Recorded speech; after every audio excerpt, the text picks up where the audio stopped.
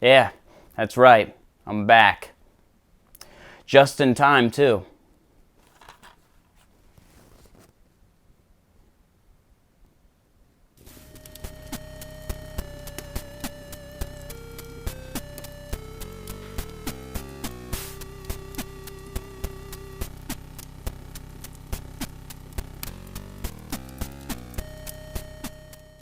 So here's a movie no one's ever heard of. Just in Time. The Power to Stop Time. Yeah, because I guess time travel was out of the budget. Before we get into the beef of this trash-filled burrito, I want to start by talking about the box for the movie itself. Right off the back, the first thing you'll notice is a giant sticker on the right that reads DVD B, and below that a price tag for $5. $5. I'd be shocked if anyone paid a nickel for this thing. Then towards the bottom you'll notice another sticker with the format, title, year, and a small little stamp from Hollywood Video. Yeah, it's no wonder they went out of business when they were trying to pawn off shit like this. I know it's a little off topic for the movie, but I just hate when people put stickers over movies and games like this. They're always a bitch to take off. I'm not gonna fuck with it though, since this isn't my copy of the movie. I'm just borrowing it from a friend. I can't help but feel bad for him knowing he has to go home every day and see this horse shit of a film sitting on his shelf. Moving along, let's get to the actual cover. So smack down in the middle, you'll see one of the worst artistic renders of a main character in a film I've ever laid eyes on. Their faces just look so crusty and wrong. It reminds me of the front covers of those disgusting Animorph books you'd see as a kid. Don't get me wrong, I'm sure they were great books and all, but something about those front covers always gave me this unnerving feel when I was younger. Probably why I never read them. I was always judging books by their covers. However, this is a movie we're talking about, not a book, so I'm gonna go ahead and judge the cover anyway and say this book looks like shit. There's not a single name on this cover that I recognize. In the bottom right-hand corner, there's this little picture of a dove with the words "Family Approved" on it. I'm sure whatever family approved of this fell asleep within the first 20 minutes. The back of the box isn't any better. This is some really low-grade photoshopping. You can tell whoever worked on this just wasn't getting paid well enough. Okay, so far I guess I've been too hard on the movie. I'm gonna try to lighten up a bit from here on out. Down at the bottom you'll see a studio that goes by the name Out of Time Productions. Looking them up, I couldn't find anything related to the movie. The movie has a Wikipedia page, but it contains just as much info you'd get from the back of the box. However, there is a trailer available for the movie on YouTube. Observing the comments section has taught me more about the movie's production status than anywhere else I've looked. So, I say we start our research there, shall we? StewieManX3781 says, "This is a movie that was meant to be a TV show, but they ran out of budget and turned it into a movie. At 025, that guy is my neighbor, Chris Laird. He works for the military now, but he told me he hated acting in this." You know, I feel that comment really tells you that anyone can make it in the world if they try hard enough, you know? First he was an actor, now he's in the military. Everyone's got to start somewhere, okay? He started off in acting, now he's at the top of his game. I'm really glad to hear you're doing well, Chris. Rebecca G says, "I made out with one of the bullies about 5 years ago. Facepalm emoji. Oops." I'm really sorry to hear about your loss, Rebecca, and I just want to let you know we're all praying for you. Alex Gaudio says, "I played Harvey in this movie." Okay, so we have a confirmed actor in the comics. Alex Gaudio played Harvey, okay? That is his solid role, that is his main lead, that is his lead role in this movie. The most recent comment was 2 weeks ago from Sam DeRenzis. He says, "Strangely, not all bad." Okay, I'll take your word for it. What's up with your weird profile pic, man? Can we take a look at that on screen again? What the fuck? David says, "This movie is scene that is very bad only with see your trailer." Okay, David, it sounds to me like you didn't like the movie, but I have no fucking clue what you're trying to say to me in your comment, man. So maybe next time just use a little bit of better grammar. I'm gonna give you the benefit of doubt, though. It was 10 years ago. Maybe you didn't even speak English back then. Maybe you were drunk or something. I don't know. I hope wherever you are today, you're doing great and you're checking your grammar more before you post your comments. Coy says, "Just watched this on cable TV and I really enjoyed it." I'm really glad to hear you liked it, Coy. All right, well, let's put the movie in. Just gotta put him in the DVD player. Oh, don't go in like that. You put it in. It goes in like that. There you go. Okay, so the movie opens up with a crusty JPEG of a medallion and a title card that casually rips off the Indiana Jones font, and we're greeted with a little backstory. He was the guardian of an ancient and magic amulet. You sure about that? That looks like the same bum I saw outside 7-Eleven last night. The king wanted him dead. Yeah, that's right. I do. Anyway, this huge chase for the homeless man begins until they eventually catch him. What if the stone amulet will bring a curse upon the king? Are you also a believer? Will you turn against our king for the idle words of a madman? No. I am literally only bringing this up in order to protect the king. How does that make me disloyal? Watch him. We'll go find the amulet. You had it. Keep it. You know, you might want to keep your voice down, man. They could still very well be within walking distance. Now go before they come back. I guess he really wasn't loyal to the king. Traitor! I love how zoomed in that shot of the spear hitting the tree was. Like, they couldn't actually hit the tree, so they just kind of had to stab it in there. So our flashback ends, and we're introduced to the day in the life of some modern-day high school kids. Holy shit, that kid went flying. But also, I'm a big fan of the kid in front who just didn't get hit by anything. Just the sheer power of this trio just made the kid's fucking knees collapse. Excuse me, pardon me, just a guy with a camera trying to get through here. Where is it? Where's what? Don't act stupid. My homework. I need a good grade in this class or I'm off the football team. You know this movie was made in 2010? Was this man just unaware of the internet? You know, come to think of it, your girlfriend stopped by last night, and we got a little sidetracked, so I wasn't able to finish it up. Very funny, smart mouth. Psst! Justin, this is your part. Missing one paper shouldn't affect my grade too much. Why should I trust some engine like you? I mean, you probably got an F on purpose. No, it's an A, trust me. You better be right, or you're both getting a beating after class. Losers? Loser. Whew. Alright. You know when he calls you a loser, that's a diss. But when he throws in one of these, dude, you can't take that.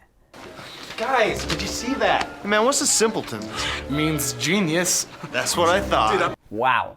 You know, these just might be the worst bullies in human existence, okay? These are the type of bullies that makes the kid in kindergarten who called me a poopy head look tough. Also, Jason, if you're out there, I know you called me a poopy head, and I told my mom on you, and she's gonna go and talk to your mom, and then you're gonna be in trouble, dude. That's it. You're done. You're done. Okay? Don't call me a poopy head. Fuck you, Jason. I could have handled those meatheads on my own, you know. I know. But you would have done the same for me. Well, yeah. Was the direction the director gave here just to look as gay as possible? Because if it was, he's doing a good job. That or he's looking directly off a script. After Justin and Harvey have their little bro moment, we're introduced to our B-plot / female protagonist of the movie. It's like ever since my mom passed away, my dad just hasn't been himself, you know? Perfect. Another one to check off the list. Wish there was something I could do to cheer you up. You know, all I need is my best friend, right? I got it. What's that? Shopping! Shopping? Why didn't I think of that? Man, you know, you'll forget you ever had a mom. Hell, while you're at it, why don't you just go out and buy yourselves a new one? Hey, bye, Daddy. Come here, honey. I want to show you something. Oh, God, here he goes. It's something that's been in the family for quite some time. Dad, I'm supposed to be picking up my friend by 11:15, so if we could just wrap this up. It's an ancient Aztec calendar disc. While I was running one of the tests, something very strange happened. Everything around me came to a screeching halt. The disc has the power to stop time. Or perhaps the disc has the power to stop the batteries in your clocks and the screws holding your brain together? Tomorrow, you'll come with me, and you will witness something truly magical. He's lost it, okay? Everything that was in there, it's gone. All right, it's gone. Thank you, everyone. I really didn't think anyone remembered my birthday. Jesus, Justin, who hurt you? Me, I'm part Indian. I mean, some kid actually called me Injun and Tonto today. You're expecting me to believe this white ass motherfucker is part Indian. Yeah, I want to see his DNA test. What's on there, like 6% Indian? Yeah, okay, sure. That was time that you have this. It's an ancient amulet that was your father's. Well, native cultures believe that objects like that gave the owner invincibility, superpowers, and the ability to see into the future, and, you know. Oh yes, a true reminder of my people's heritage. How we were ruthlessly gunned down by the white people. What gift shop did you get this from? I'd like to see the receipt, please. They tried to get it back, and so your father gave it to your grandfather. A day later, it's when your mom and dad got in the accident and died. Wow, there is a lot of dead parents in this story so far. Don't ask any questions. Just put this on. You mean to do? Wow, this shot seems really serious and intimidating. It's too bad it's all blocked by this man's body and arm, taking up nearly 60% of the screen. Now she'll fly! Anyway, as Angelique's father / criminal mastermind freezes time, we, the audience, learn the medallion's power has caused time to freeze around Justin as well. Okay, 3, 2, 1.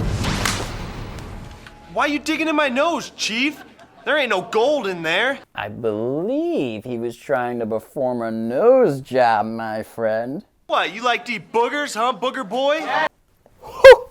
How does a man even recover from that one? No, I was just trying to, You know what, trying to cheat by getting the answers off my paper?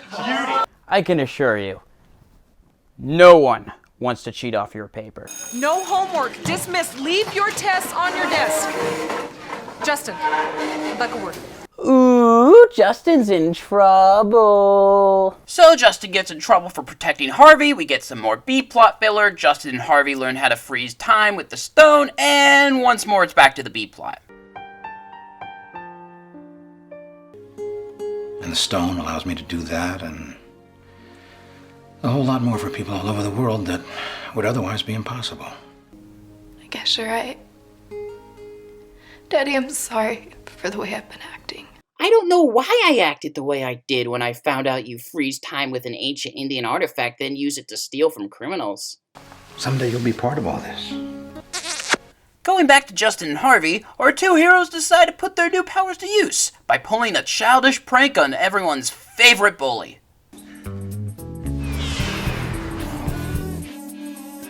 Man, who would have guessed they hired literal clowns to do the music for this part? Oh, trust me, Harvey. You wait and see. Rudy and the boys are going to be stuck together, if you know what I mean. Man, you are looking at the prime face of a psychopath right there. That is spot on.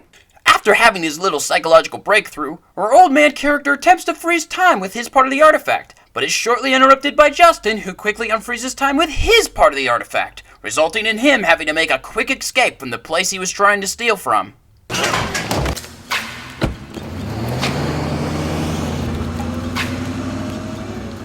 Man, I just love how this man just gives up right here. Like, he doesn't even try to get a license plate or anything. I had him, sir. He sucker punched me. I'm sure he did. Also, there is a very serious chance I may have a concussion. Please call 911.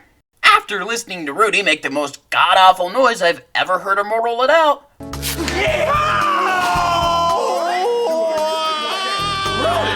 We go back to the gangster characters from earlier, because I guess they're now important to the plot for some reason. You see anything funny? Something out of the ordinary? Yeah. There was this white cat and this fine young thing outside your door when I came out, man. There was a what? There was this white cat and this fine young thing outside your door when I came out, man. A young cat and a fine young thing? This white cat and this fine young thing outside your door when I came out, man. Oh shit, he's right! How could I have missed that before? No, man, never. All right. Good little dog. Yeah, good little dog. Get it? Because you're my bitch. And by bitch, I mean someone who is a lower class than me in the drug industry. Anyway, we're joined back with Angelique and her father, who are currently making their way to Idaho in order to find the other piece of the amulet. Well, the amulet was supposedly destroyed in a cave. Yeah, not just any cave. Cave. And that's not even the worst type of cave to be in. I hired this young Indian chief by the name of Medicine Dog. Medicine Dog. Yeah. Okay. Yeah, that's his legal first name. Are you making fun of him because he comes from a culture that is different from your own?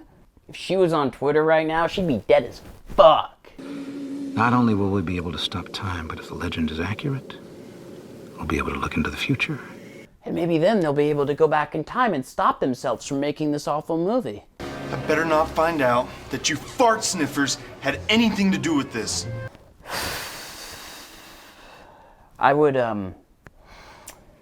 just like to take a moment to apologize to some of our younger audiences out there and ask that you please refrain from using that type of language at home and at school. Thank you. Someone's gonna pay for this. How much? Money, you chowderhead, with a pound of someone's flesh. Too far, man. Okay, come on, Chowderhead. All right, I know this movie isn't rated, but if you're gonna throw in dialogue like that, you might as well just slap a giant R on the cover, okay? Not cool. How sweet was that? What? Payback. We can torment these guys every time they step out of line. I don't know, Harvey. Let's just lay low for a while, so we don't get caught. We're not gonna get caught. Listen, these guys deserve everything they get. And then some.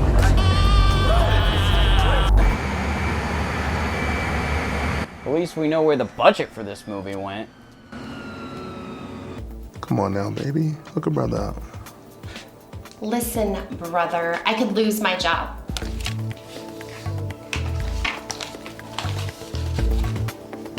See what I can find.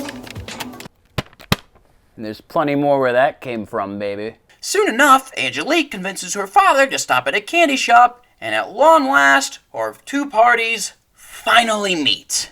May I suggest a raspberry cream? Yeah, he'd like to see her raspberry cream, if you know what I'm saying. Thanks for the chocolate. The pleasure's all mine, love. Savvy? Well, I better get going. Nice to meet you. Hey, wait. You kind of forgot to pay! How would you like a chocolate for the road? You know, I'd offer you a rum-flavored one, but for some reason all the rum's gone. Sir, I hate to be discreet, but I think you've had a little too much rum as it is. I am having the hardest time trying to tell what type of movie this is, okay? Is it an action movie? Is it a sci-fi? Hey, maybe it's a comedy. It could be a psychological horror film. Maybe it's a romance. Who is the audience here? The people who are dumb enough to buy this movie? Once Justin finally scares Angelique away, Harvey walks in and accidentally fucks with Justin's amulet, causing Justin to freak out and hide it. Okay, we got 10 seconds, okay? So just be normal. Hey, I'm Harvey. That's normal. It's the first time they've met, okay? He's introducing himself. What's weird about that? That's the most normal thing he's done. In fact, I think that's the most normal thing anyone's actually done in this entire fucking movie.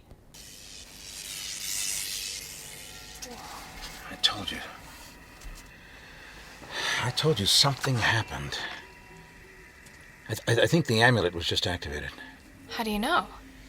Well, the legend says that green lightning abounds when the other is close. I had no idea what that meant until just now. Oh, of course! Because how else are we gonna drive the plot forward if he didn't just figure out what the legend meant? Also, why is this the first we're hearing about the legend? I know it's a low-budget movie, I know it's bad, and I know I should move the fuck on and not even address it. But this part just feels like such low-grade story writing that I feel like if I don't address it, I'll be committing some sort of inhumane crime. I guess you could say my rage dissolves from the character, seeing the lightning from the artifact, and just like that he remembers, oh, well, there's this little legend about the artifact. I probably wouldn't be freaking out about this bit if on the jet ride over the girl said something like, hey, how will we know when we're close to finding it? Oh, yeah, well, there's this little legend about when the pieces are close together. But no, he had to be all like, oh, yeah, the legend. I completely forgot about the legend. It feels lazy. It feels like the type of shit you put into a first draft, which, granted, means it's something I'd probably throw into one of my own films. But even still, it pisses me off, and I'm not gonna fucking stand for it. Moving on, the dad freezes time and investigates the candy shop, even though time is obviously not frozen because Harvey can be seen twitching in the background. And to his dismay, the dad finds nothing. The man was so close, yet so far. And then Justin's grandpa walks in. Is there a problem? The problem is there was an elder Indian chief and some others who were after that amulet before your mother and father were killed in the mining accident. Does anyone else feel like the directors of this film were kind of just making things up as they went along? And no, I'm not talking about how the first half of this old man's monologue sounds like he was really, really unsure of himself. I'm talking about this whole film in general. Anyway, Justin and Harvey head out to hit the slopes and bump into Angelique and her dad, who know nothing about skiing or snowboarding. So the two decide to give them lessons in an attempt to help Justin get inside Angelique's pants. Then they snowboard. And this goes on. And on. And on. Until eventually, something happens. Oh, Angelique! Angelique! Turn! Doesn't look very good. What's wrong?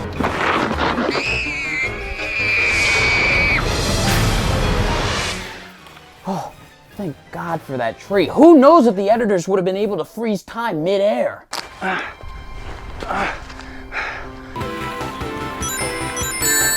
Using the power of the amulet, Justin manages to save Angelique, but unfortunately loses the respect of her father. Knowing that his daughter would have never survived that crash, Angelique's father is able to 100% confirm that Justin does in fact have the amulet.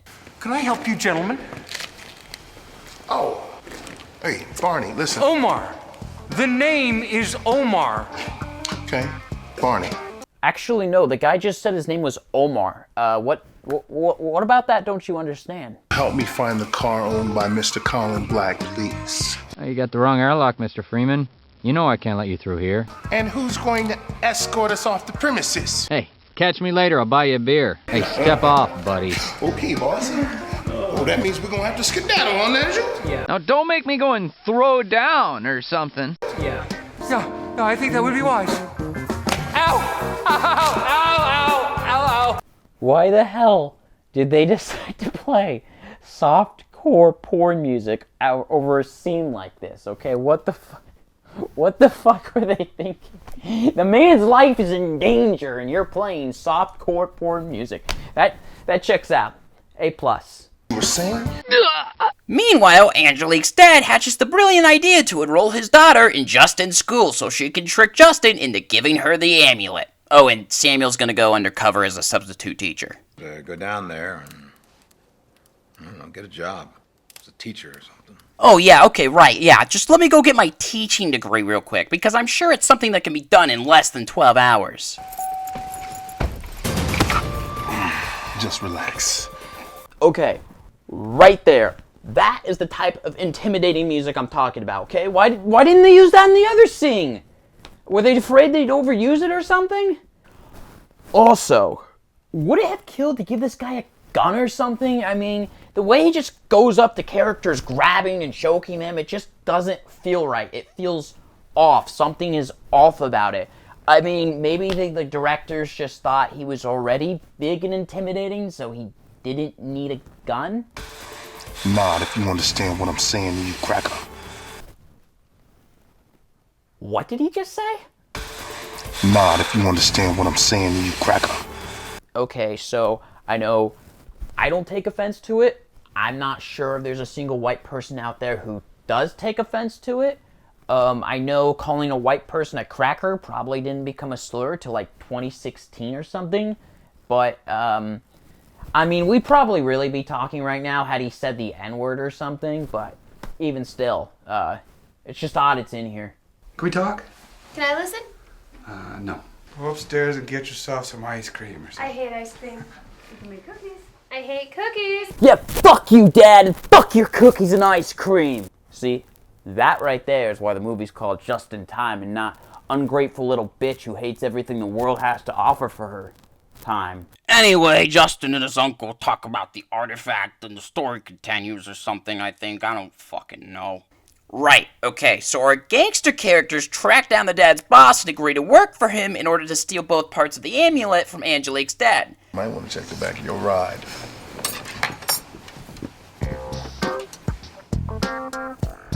Oh, who took a shit back here? What the fuck? Then we're rejoined with Angelique and her father as the two discuss her first day of school. Fine. And Samuel, no offense and all, but you're a dork. So please act like you don't know me. I understand. Jesus, could they be any ruder to Samuel? He's literally just a guy and they treat him like a fucking punching bag. I know, sir. In reality, you are a dork. Thank you, sir.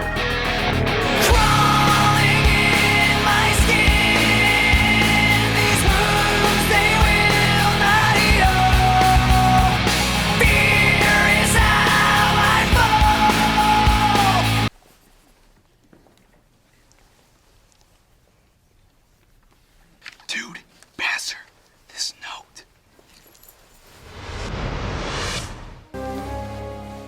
Hello, love. It's a pleasant surprise seeing you here in this den of iniquity. Something about Justin, man. Creeps me out. And I'm not gonna let that happen, sweetheart.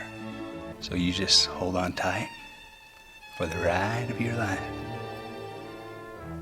Did anyone catch the amount of accent switches in that monologue? Like, I feel like we just traveled the whole fucking world. To be completely honest, I am shocked he hasn't frozen time and put his dick in her mouth. That would be the first thing I'd do if time was frozen.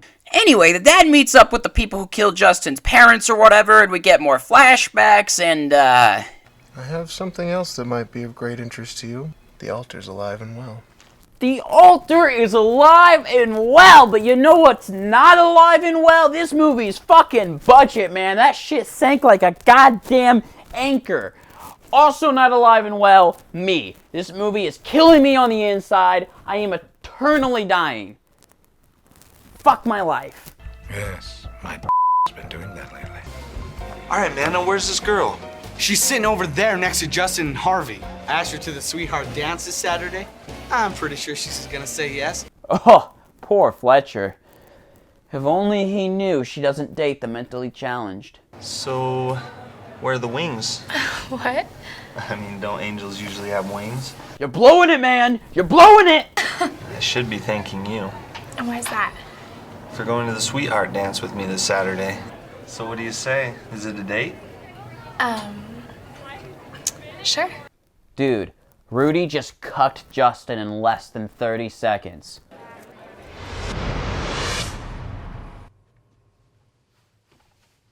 Well, get off of me. What are you pinheads doing? Both of you fruits, just keep your hands to yourselves, all right? Hey, Justin, you got a sec? Can you talk? What'd you think of that new girl, huh?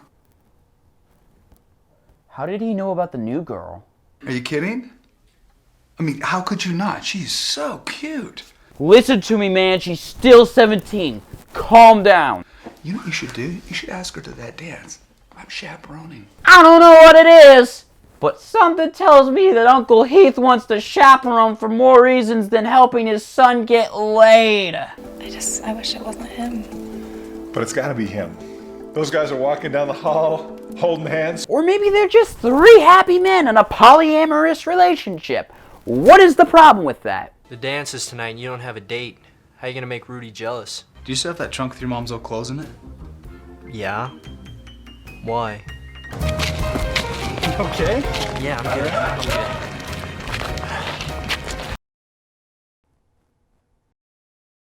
But of all the things I saw coming out of this movie, this certainly wasn't one of them.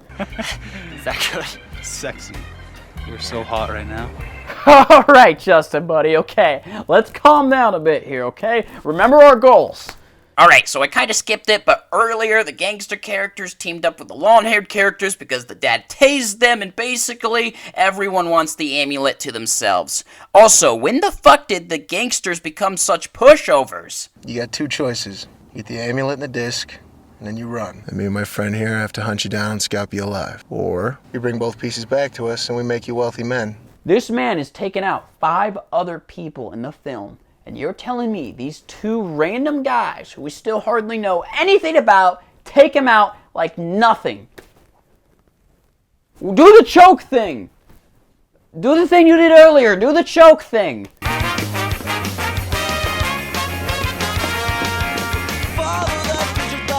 Alright, I want everyone to just start dancing, okay? Just start dancing in this scene. I don't care. It doesn't have to be great, okay? Keep it up. You're doing really great over there. Okay. She's a fox. Where'd you find her? I hate to break it to you two, but that fox over there is none other than Harvey.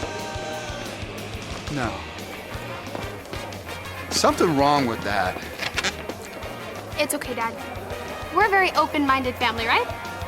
We're just gonna have to accept the fact that Justin likes cross-dressers. Just in Time. A movie that was 10 years before its time. She's so hot.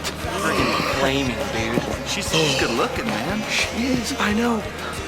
You guys, your dates are literally right there. What are you doing? This is why you're here? Put it away. This is what you want? You here for this? You're gonna have to suck this dick if you want it. This was my father's amulet. Okay, it's part of my family history. It's time. Over by the punch of cookies, right next to the door. Who's she with? Justin. That's perfect. We are out of here. Over? Copy that.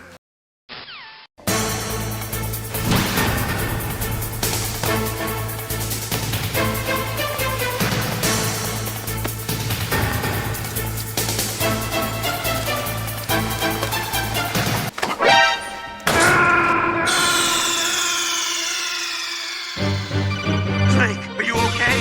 Snake? Snake! They've got the disc in the end.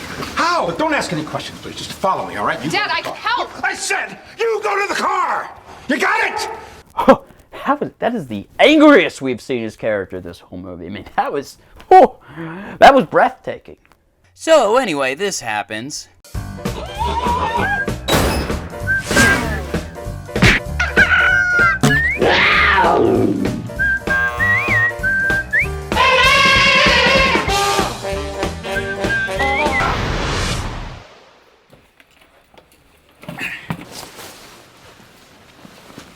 Alright, so after this, Angelique steals the briefcase from her dad and she returns it to Justin. Then Justin uses some karate moves on Rudy and finally uses the power of the amulet to see into the future. I have no choice. Mwah, mwah. Beautiful special effects, alright? Okay, this is right up there with Avatar, okay? Look, I don't have either one. Okay, don't play games with me. If I don't install that cipher, then Al-Qaeda's coming after me. Whoa, an actual gun in this film. After this, Justin runs out to save Angelique and manages to freeze time right before the bullet hits her.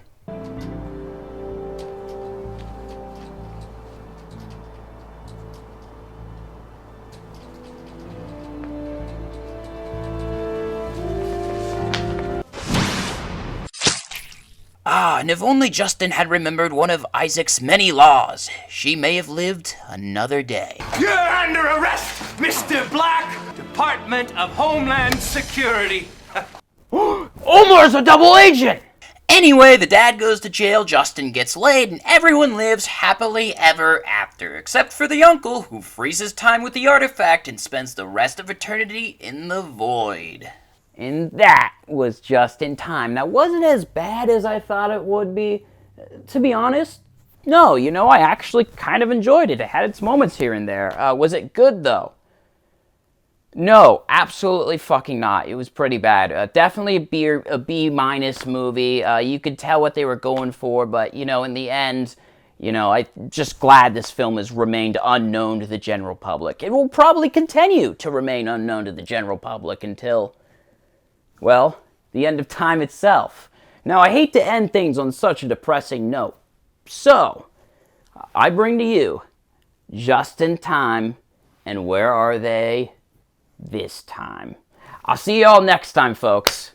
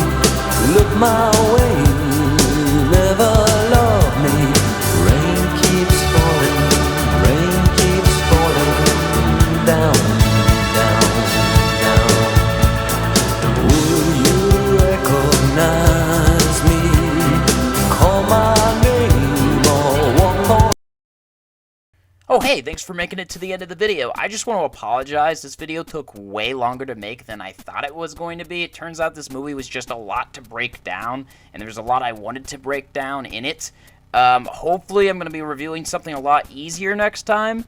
Anyway, if you look to the sides here, I'm going to be putting up the link to the last video, the Hulk 2003, pretty bad movie.